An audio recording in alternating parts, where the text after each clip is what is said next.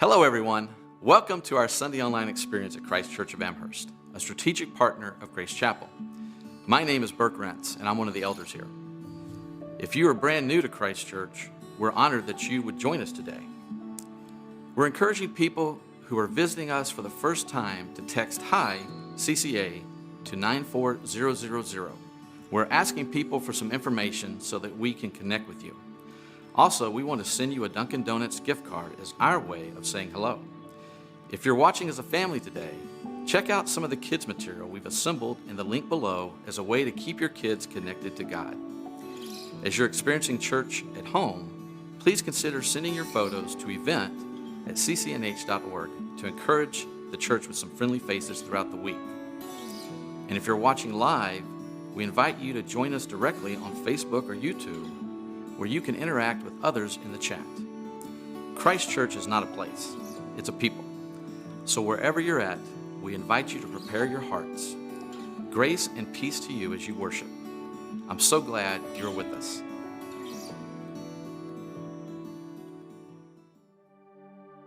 My heart is steadfast, oh God, my heart is steadfast.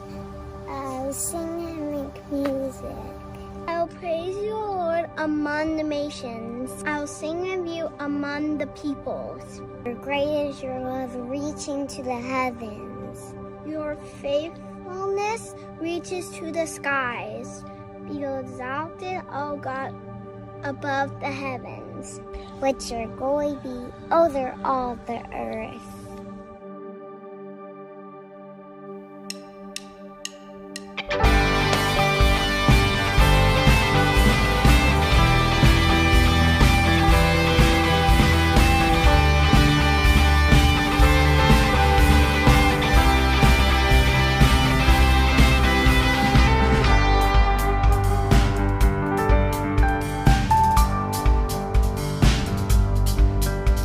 Give thanks to the Lord, our God and King. His love endures forever. For He is good, He is above all things. His love endures forever. Sing praise, sing praise. With a mighty hand and outstretched arm, His love endures forever. Been reborn, His love endures forever. Sing praise, sing praise, sing praise, sing praise. Forever God is faithful, forever God is strong.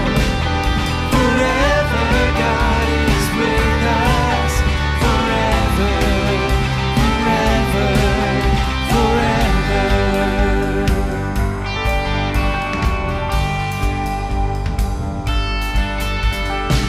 From the rising to the setting sun, His love endures forever. By the grace of God we will carry on. His love endures forever. Sing praise, sing praise, sing praise, sing praise. Forever God is faithful, forever God is strong, forever God is with us, forever.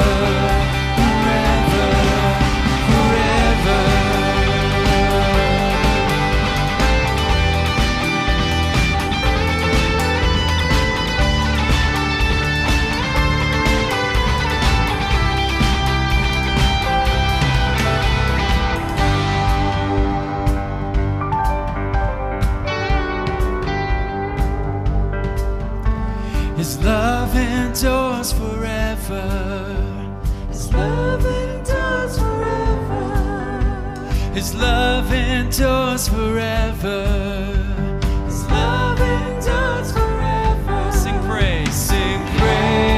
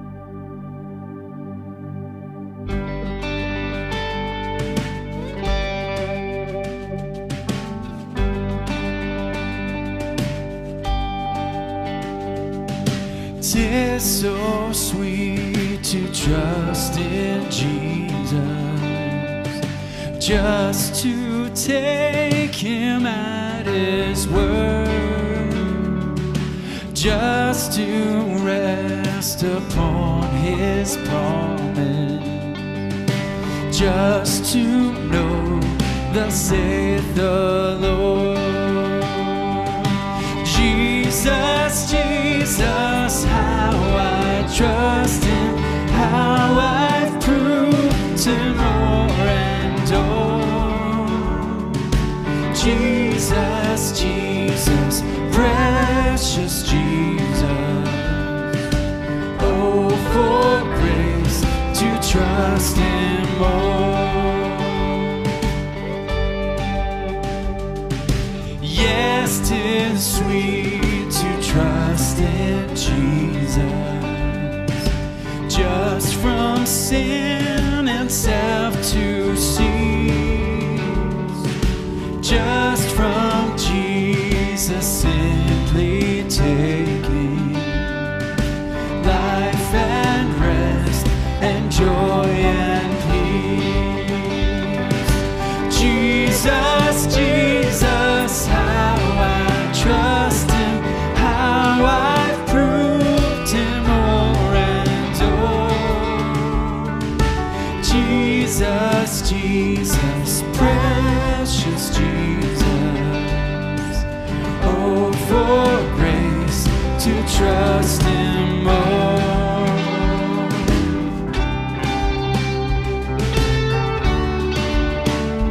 I'm gonna trust him more.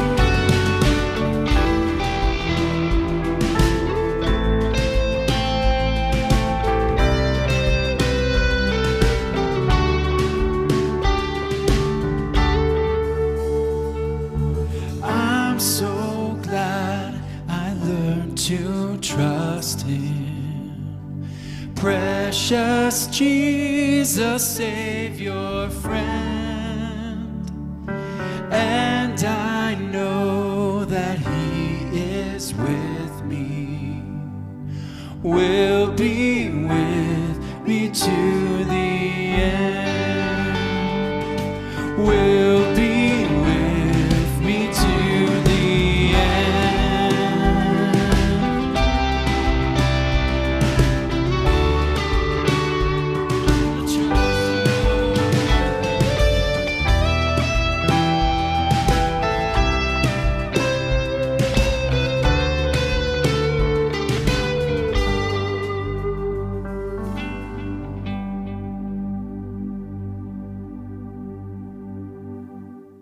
Hey friends, my name is John. I'm the pastor of Christ Church of Amherst. And we're really glad that you're joining us, wherever you happen to be watching today. Last week we celebrated the 4th of July at Christ Church in a big way. We missed the big fireworks shows like everyone else in our community, but we were able to host a special light show that drew over 500 people over the course of the weekend. I want to give a special shout out to our parking team that helped us to put it together at the midnight hour. Thanks to John, Joe, Rodney, Jim, Reagan, Rick, Andrew, and Kevin for all your help. And thank you for resisting the temptation to use your traffic wands as lightsabers. Christ Church, you really blessed our community last weekend. Way to go. Our little Sam just turned 7 months old a few days ago. He loves watching his sister and returning smiles. He's not quite to crawling yet, but he's really excited about walking.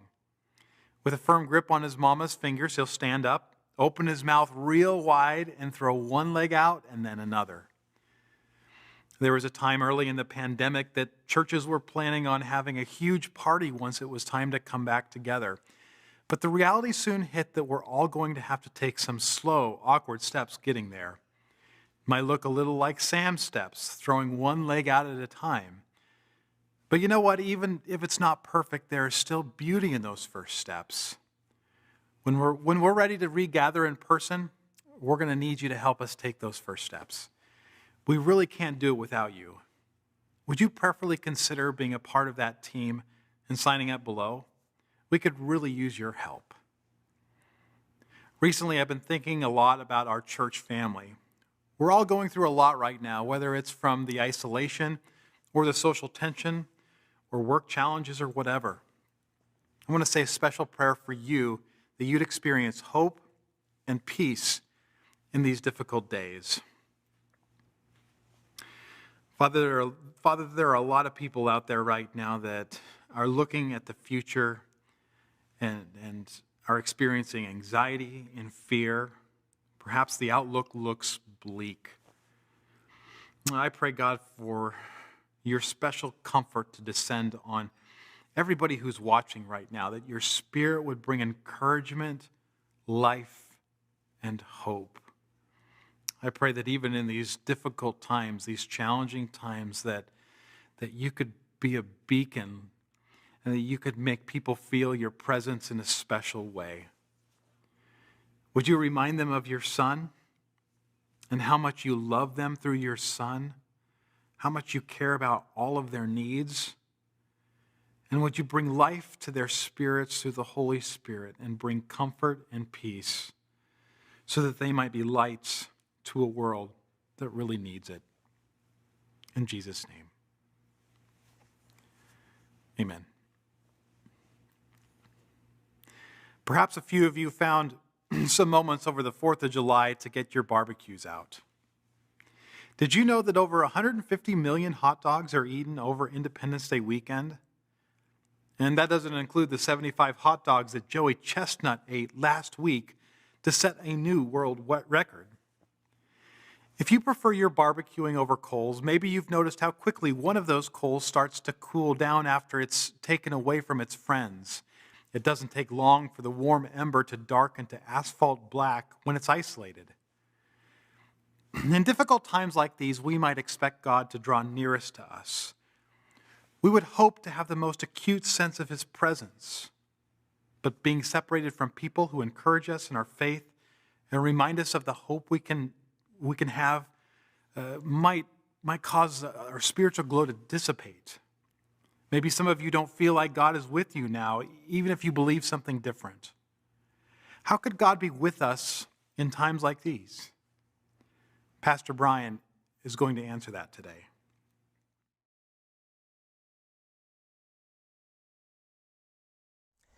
Many years ago in a land called Canaan, there lived a man named Jacob, who the Lord called Israel. Jacob had 12 sons. Not surprisingly, there was rivalry among them, but Joseph was his father's favorite. Jacob loved Joseph, the second youngest, more than all the other children, and he made it no secret. By the time Joseph was 17, there was plenty of tension in the household when Jacob gave Joseph an extravagant gift, a coat of many colors. When his brothers saw this, they hated Joseph, and from that point on would not be civil to him. Now, Joseph had unusual dreams, which only caused his brothers to hate him more. Listen to this dream I had, he told them. We were all out gathering our grain in the fields and binding our grain into sheaves, and my sheaf was stunning. And get this, your sheaves all came and bowed down to it. His brothers said, "What's that supposed to mean? You trying to tell us you're better than us?" And they were furious. Joseph had another dream that he told his brother and his fathers. In my dream, I saw the sun and the moon and 11 stars, and they all came and bowed down to me. His father reprimanded him. Are you serious? Do you really think we all are going to come and bow down to you? And even though he rebuked him, Jacob wondered about his dream. One day the brothers took the family flocks to the pasture, and Israel told Joseph, "Go and check on your brothers for me." "I will," said Joseph. Well, Joseph was still a distance off. His brothers saw him coming, and their anger boiled over. "Here he comes," they said, "the favorite, the dreamer. Let's get rid of him while we have the chance. If we kill him, we can blame a wild animal that did it. We're tired of hearing his dreams." But Reuben, the eldest, dissuaded them from killing him. Let's just throw him in a pit, he suggested. Reuben was thinking that he could gain his father's gratitude if he rescued Joseph later. When Joseph came near, his own brothers attacked him, stripped him of his robe, and threw him in the pit. And then they sat down nearby, had some lunch. While they looked up, they saw a caravan approaching of Ishmaelites on their way to Egypt. "You know, there's no profit in killing him," said Judah while he saw the caravan approach. "But if we sell him, well, technically his blood won't be on our hands." And his brothers listened to him. So as the caravan passed by, they pulled Joseph up out of the pit and sold him to the slave traders for 20 pieces of silver. Reuben tore his clothes and says, "What have you done? Dad's going to blame me for this, you know." They took Joseph's robe and they slaughtered a goat and they soaked the robe in the animal's blood and brought it home to Jacob. "Look what we found," they said. "Whatever could this mean?" "My son's robe," said Jacob. "Joseph must be dead." And Jacob mourned deeply. And all his family tried to comfort him, but he would not be comforted. Meanwhile, the slave traders brought Joseph to Egypt, and they sold him to an officer of the Pharaoh named Potiphar. Now, despite the situation, the Lord was with Joseph, and he soon found favor with his master. Whatever he did succeeded, and he very quickly found his way to a high position in the household. God blessed Potiphar's household because of Joseph, and Potiphar became very wealthy. Potiphar's wife noticed Joseph too, and she began to seek him out and watch him and try to get his attention. "Come," she said one day, "come to my bed. No one will know." But Joseph refused and backed away and said, "I couldn't do that to my master or before my God." And after that, Joseph tried to avoid Potiphar's wife, but she just sought him out all the more. She made an approach again and again until finally she found him alone and came close to him and grabbed him by the robe and said, "Lie with me." And Joseph took a breath and he ran. He fled from that household, leaving his outer robe in her hands. Furious at this rejection, Potiphar's wife called out loudly to the men in the household, "Help! Help! That slave, Joseph, he came to my chambers and he tried to force himself on me. See, he left his robe." Potiphar was livid. "How could you do this to me when I trusted you?" he demanded of Joseph. And that very day, Joseph went from holding a high position in a fine home to being thrown in a prison. He had no say, no trial, and no way out. But the God of Israel loved Joseph steadfastly. And even in jail, Joseph was admired respected by the keeper and his fellow prisoners. And he soon found himself in a position of authority even there, because whatever he did, the Lord made it succeed. What a story, right? Sibling rivalry, a father who plays favorites, a kid brother who's too big for his britches, jealousy, conspiracy, seduction, betrayal. It reads like the pitch for a Netflix series. We think rags to riches is a good story. How about riches to rags to riches to rags to riches? And we're still only halfway through this story. But that's the Old Testament for you. It's gritty, it's real, it's messy. There are no easy answers here. No, the moral of the story is. Sometimes we read these stories and we end up with more questions than answers. And yet somehow, God is there. God is present through all of it. God with us. It's one of the great declarations of the Bible. And yet there are times in life when it sure doesn't feel like God is with us. It doesn't look like God is with us. When things go wrong, when our family lets us down, when the system lets us down, when we're toiling away in obscurity, wondering if anybody notices, wondering if God even knows where we are or has any use for us. It's a question we could easily be asking in 2020. With all the bad things that are happening in the world, can we really believe that God is with us? And why are all these things happening? A global pandemic, political and racial unrest, financial crisis, record levels of anxiety and depression and loneliness and fear. If God is with us, where is he? And what is he doing? I don't know about you, but I'll have to confess that I'm having a harder time sensing God's presence lately. Maybe it's the fact that my weekly rhythm is all thrown off. All the normal times and places I experience God's presence, they're just disrupted now. Maybe it's the false start I've had with some new devotionals I've been trying out that just haven't been working for me. Maybe it's the fact that, like you, I haven't been in church in months. No singing and praying and celebrating and being encouraged by God's people. A good friend of mine from another part of the country will sometimes send me a text while he's having his morning quiet time with the Lord. Here's one from a few days ago. Today, I heard God tell me to slow down and savor all that he has for me today. The Lord is with us.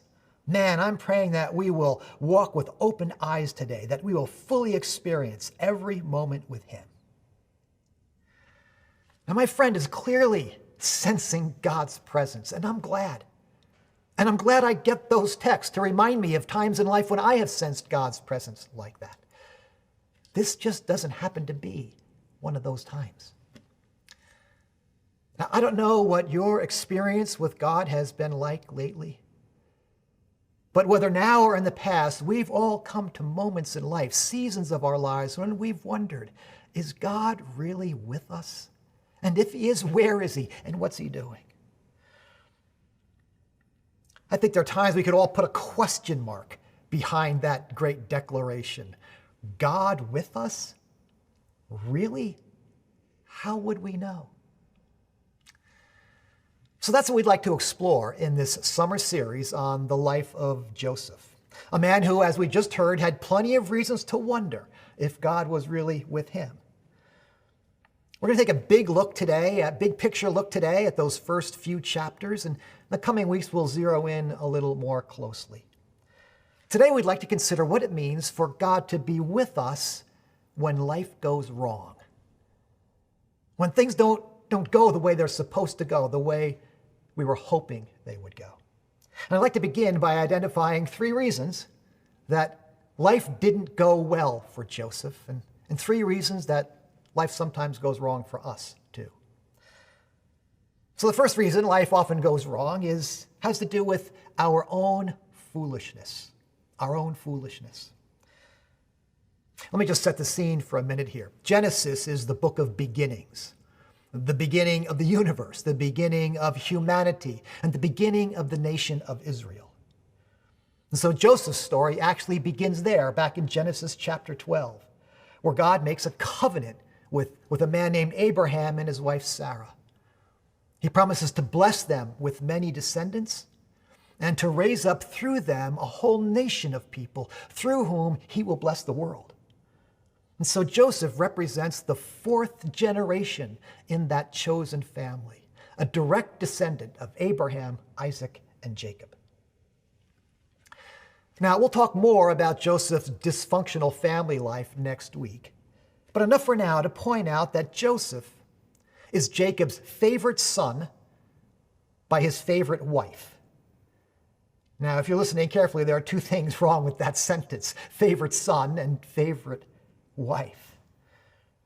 And this doting father makes a show of his favoritism by bestowing on Joseph this coat of many colors, as we call it. And in my imagination, I can still see my Sunday school teacher's flannel graph image of that many-colored coat. That favoritism didn't sit well with Joseph's brothers, especially since Joseph was next to youngest of the 12 of them. But it turns out Joseph wasn't just the innocent recipient of this favoritism. Listen again to verse 2. We're told that Joseph, a young man of 17, was tending the flocks with his brothers, and he brought their father a bad report about them. Well, it sounds to me like Joseph was a tattletale. That's not to say the brothers didn't deserve a bad report. Maybe they did, but no one likes a tattletale. And as if that wasn't bad enough, Joseph has these dreams of his brothers and his father someday bowing down to him. And he unabashedly brags about these dreams to his family.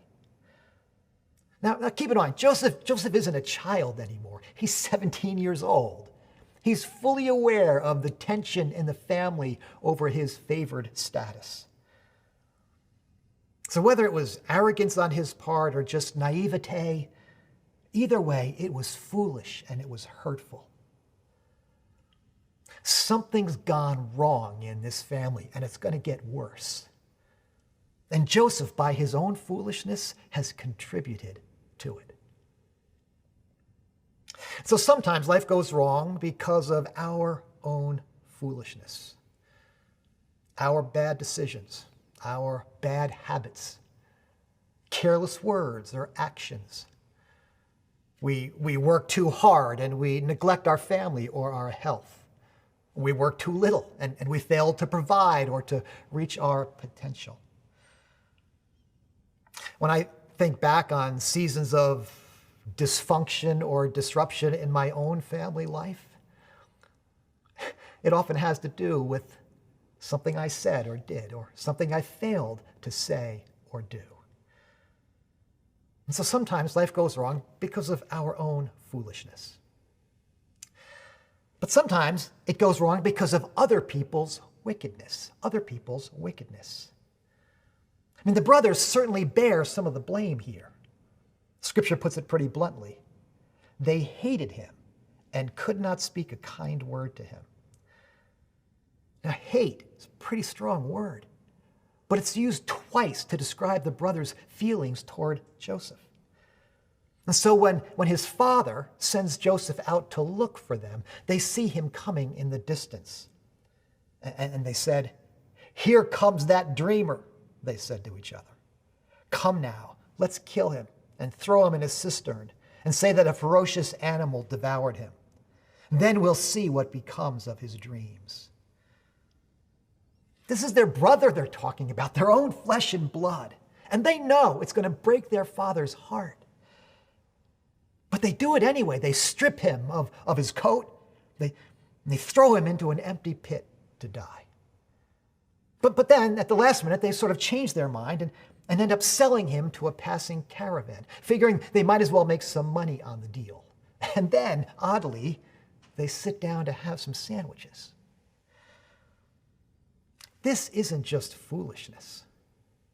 This is wickedness.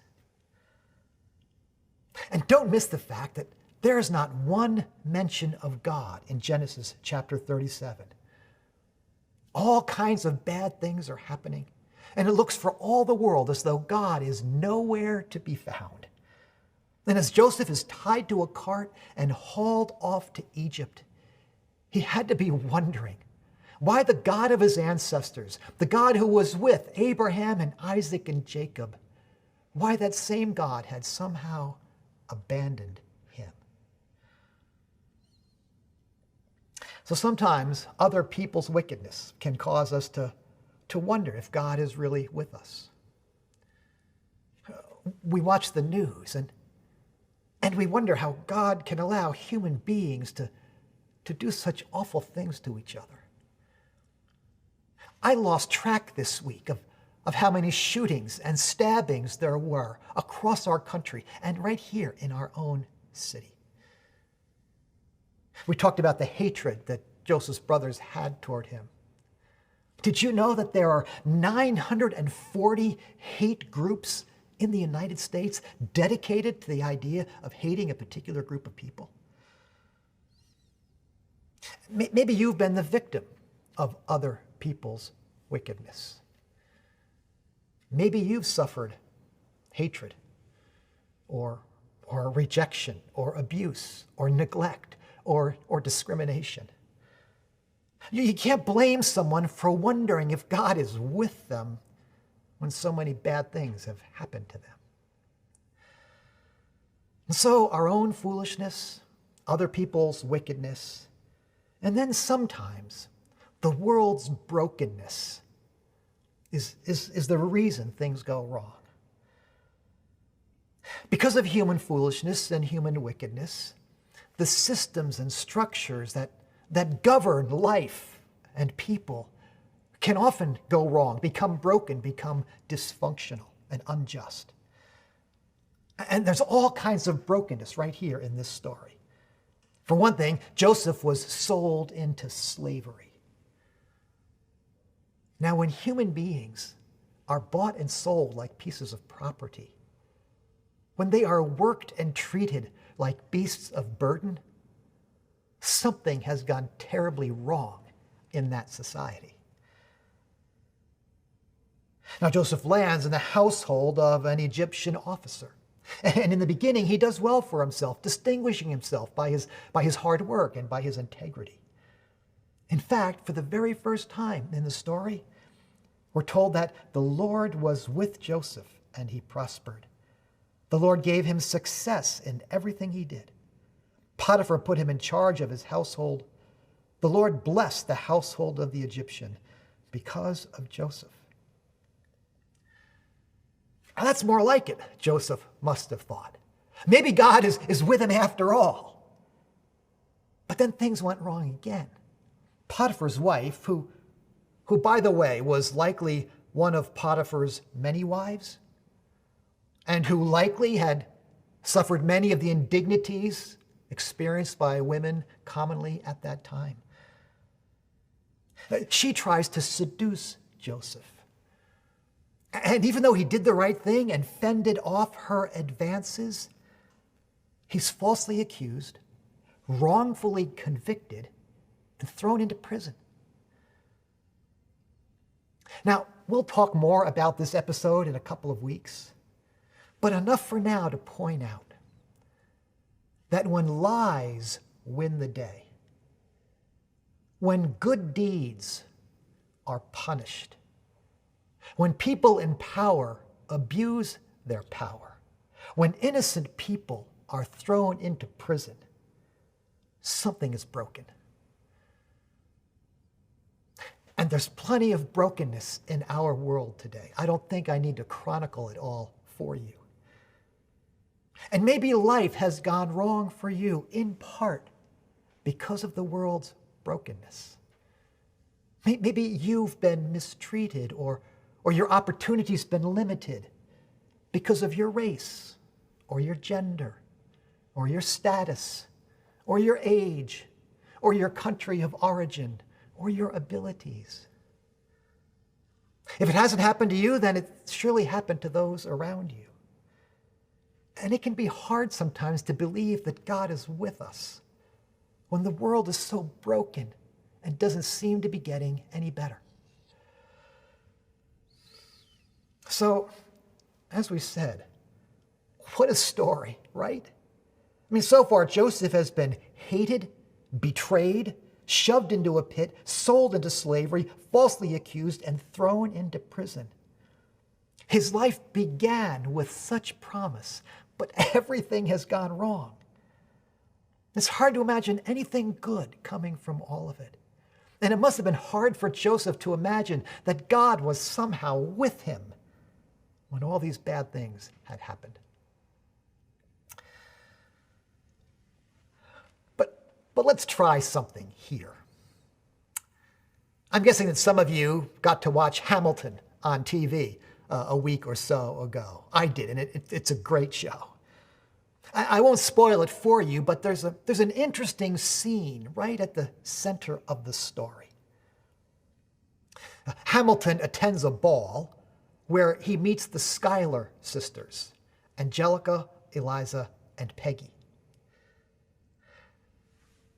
Eliza immediately falls for Hamilton. It's love at first sight. And so big sister Angelica happily introduces them to one another and then smiles as Eliza and Hamilton fall into each other's arms and dance their way around the ballroom. It's a happy scene. But then suddenly in the production, the music stops. The dancing stops. And it begins to go backwards, as if time itself is being rewound. And we end up watching the same scene again, only this time we watch it through Angelica's perspective. And we learn that a very different story is playing out in her experience. Now again, I won't spoil it for you, but let's come back to this story. Let's rewind the story we've just been told in Genesis 37 and 39. But this time, let's experience it not from Joseph's perspective, but from God's perspective. It begins like this. Jacob lived in the land where his father had stayed, in the land of Canaan. Now, Canaan is the land that God had promised to Abraham generations earlier. So right from the beginning, before Joseph even appears on the scene, we see that God is already at work behind the scenes, advancing his purpose for this family and for the world. And then there are those dreams of greatness, of leadership, sheaves of grain bowing down to Joseph. Could it be that God was speaking to Joseph through those dreams, giving him a vision of what his life could and would be? And then there's this little detail in the story that we actually skipped over in our retelling of it, frankly, because I thought it wasn't important. When Joseph went off to check on his brothers as his father had asked, at first he couldn't find them, until he just happened to bump into a stranger in the wilderness who just happened to know exactly where his brothers were. So it turns out that little detail is put there on purpose by the storyteller to remind us that God is there in the shadows, making sure that Joseph finds his way to his brothers. And then there's the fact that the brothers' original plan to kill Joseph somehow got overturned at the last minute. They decided to throw him in a pit instead. And because they oddly decided to have lunch at that very moment, they just happened to still be there when a caravan just happened to pass by, a caravan that just happened to be on its way to Egypt. Again, the storyteller's letting us know that God is at work behind the scenes, that he is sparing Joseph's life. He's getting him to Egypt. And so Joseph is sold into slavery, but he lands in the household of a ranking Egyptian official, where he's able to hone his management skills and get comfortable with all the ways of Egyptian aristocracy. And when a powerful woman invites him to sleep with him, it's Joseph's loyalty to God that helps him to resist that temptation. And when he's accused of a shameful crime against a government official, instead of being executed on the spot, he's thrown into prison instead. And not just any prison, but the king's prison, where connections can be made, where his skill and character are noticed and ultimately rewarded. And so while from Joseph's perspective, everything was going wrong, from God's perspective, everything is falling into place.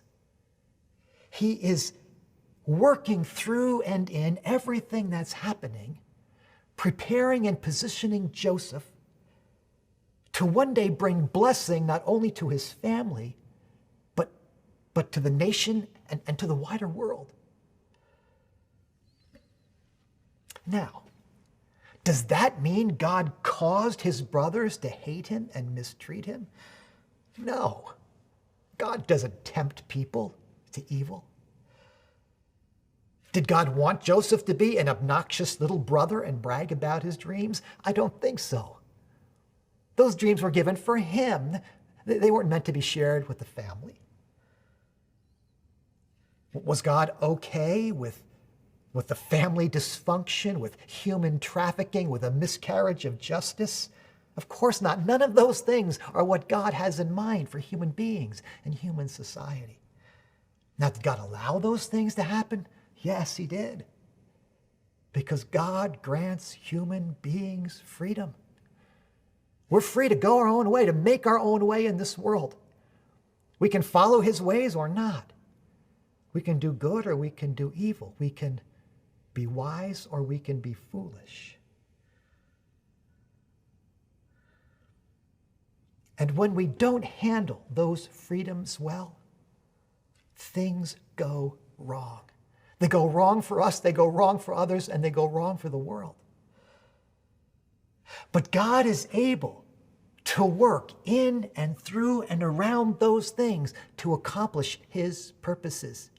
He is able to bless the good things that we do so that they lead to even greater blessing for the world around us. And he's able to take the foolishness and the wickedness and the brokenness and to turn it into goodness and righteousness and blessing. So, did all these bad things have to happen? Of course not.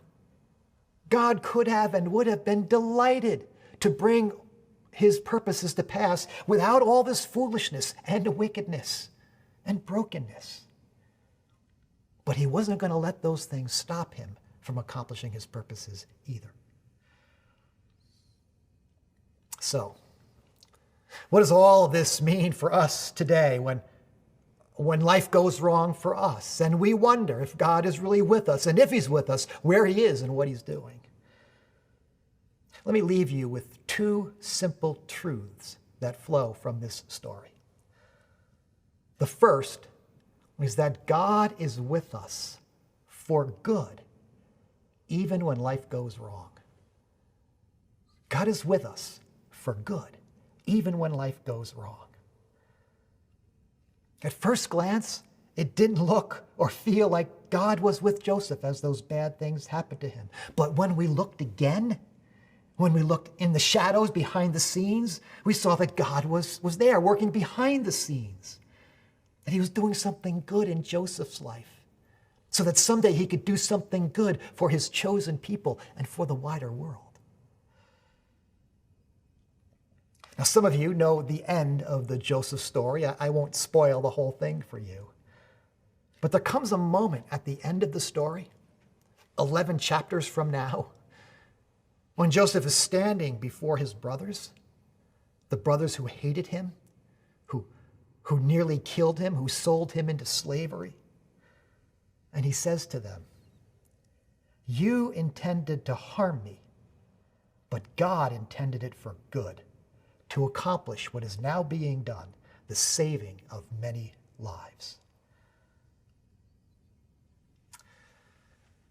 I don't know what's happened to you in life, or what's happening to you right now. But I do know that the God who was with Joseph is with you too.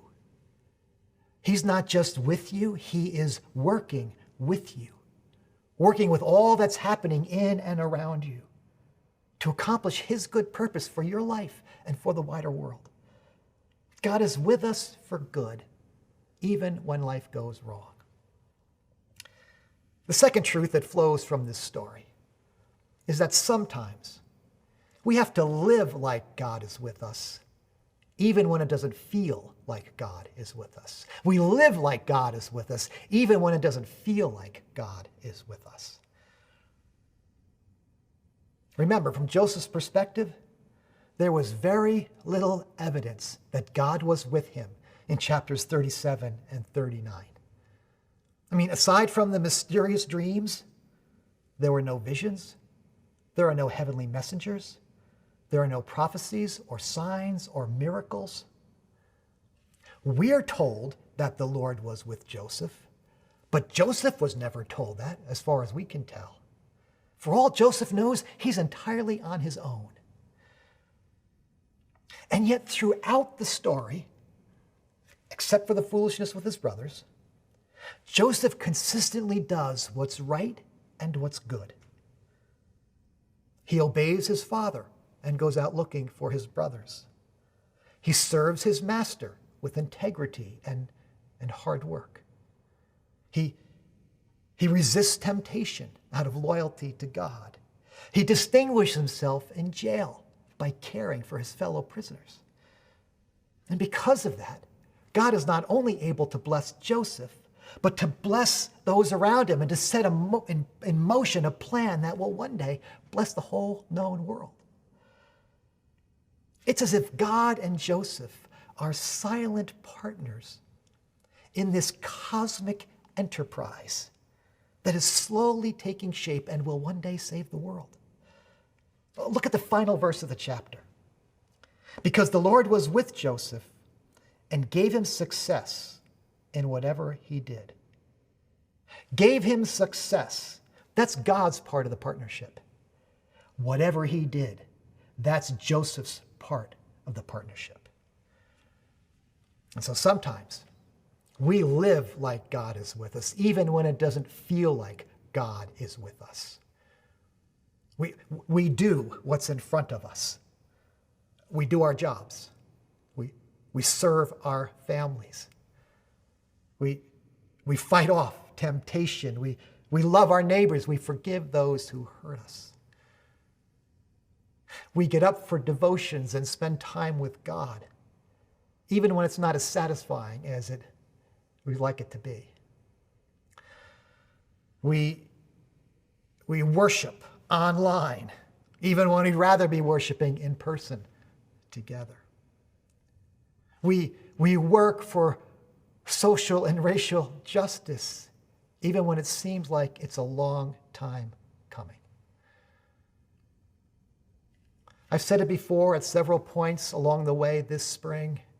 I believe that God is with us, even during this pandemic and all that our country is experiencing right now and all that you're experiencing in your personal life.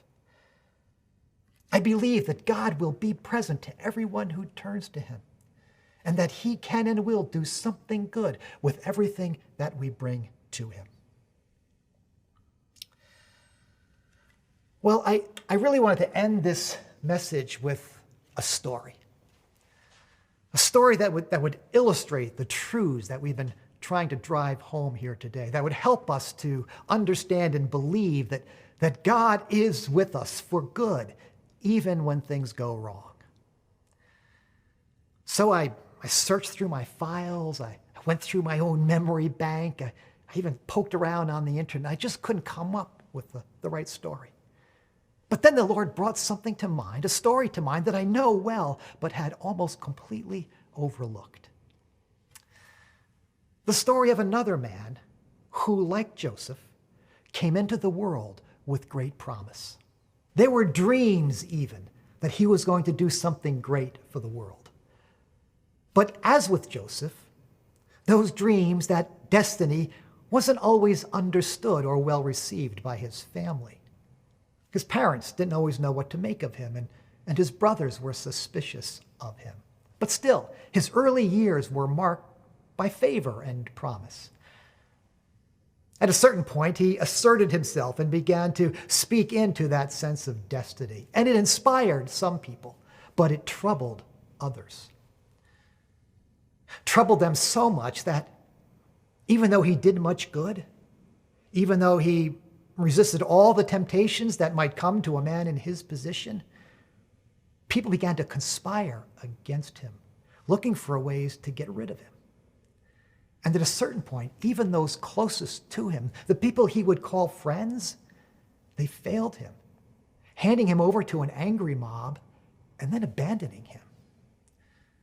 He was treated badly by people in authority, and he was falsely accused of crimes.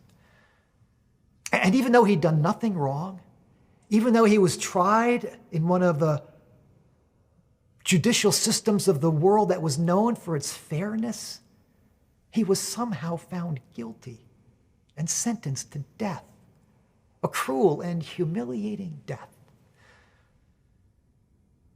And it looked for all the world as though God was nowhere to be found. In fact, at one moment, the man, in his own personal pain, cried out, "God, why have you forgotten me?" But as it turned out, God had not forgotten him. God was with him through all of it. God was working through all of it, working to accomplish something good, to fulfill the promise of his birth, and through his life and death to save everyone who would turn to him in faith. And so because of that man's obedience, God raised him to the highest place and gave him a name that is above every other name, so that at the name of Jesus, every knee would bow and every tongue confess that Jesus is Savior and Lord. What a story, right? Friends, if God could be there for Jesus, if God could be there for Joseph, I think it's reasonable to believe that God can be there for us as well. And if he could do something good with all the foolishness and the wickedness and the brokenness that they experienced, I'm pretty sure he can do the same with all that we've experienced as well. So let me invite you today to bring whatever has gone wrong in your life to Jesus. Maybe it's wrong that you have done. Maybe it's wrong that's been done to you. Maybe it's a lifetime of wrong things, and you're bringing it to him for the very first time. Maybe it's a particular wrong thing that's just happened recently. Whatever it is, just bring it to Jesus today and ask him to do something good with it. Ask him to forgive you. Ask him to heal you. Ask him to give you a fresh start. And once you've done that, then go out and live like he's with you, because he is.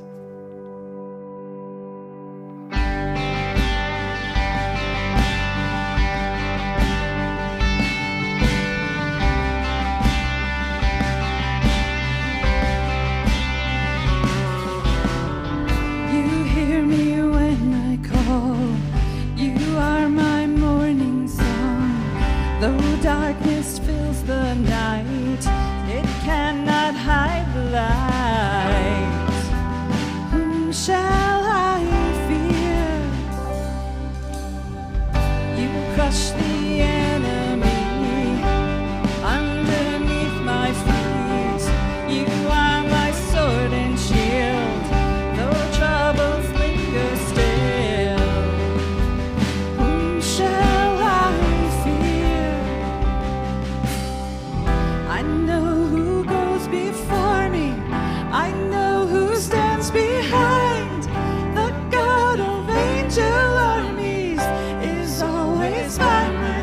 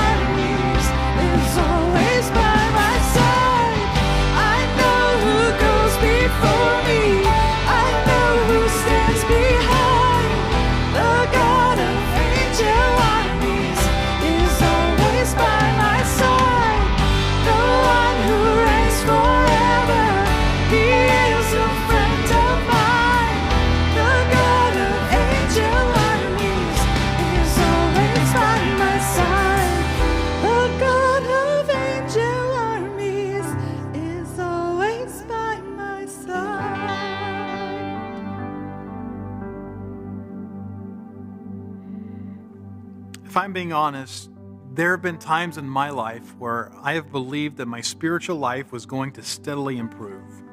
I didn't imagine the spiritual setbacks or challenging times to come. And when I first started to walk with Jesus, I certainly couldn't imagine going about life without this beautiful feeling that he was walking closely with me.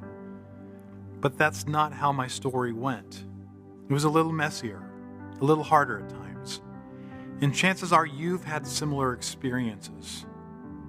But is it possible that even in those dry times that God was present, allowing every moment to pass as an opportunity to shape us or orchestrate some beautiful outcome? Could God even be working right now in your life in something small, in something hidden, or something surprising? Could the next season of your life be shaped and determined by what he is doing now? Friends, sometimes it's hard to feel God is with us, but I believe that there is even a purpose for that. And if we trust him, we'll be able to look back on these days with gratefulness. I'm Pastor John. We're so glad that you joined us this Sunday, and we hope that you'll join us again next Sunday and stay connected to us by subscribing to us on Facebook or YouTube. We encourage you to consider giving online if you haven't made a decision to do that. Finally, if you're struggling right now, please send me an email at john@ccnh.org. I would love to try to help.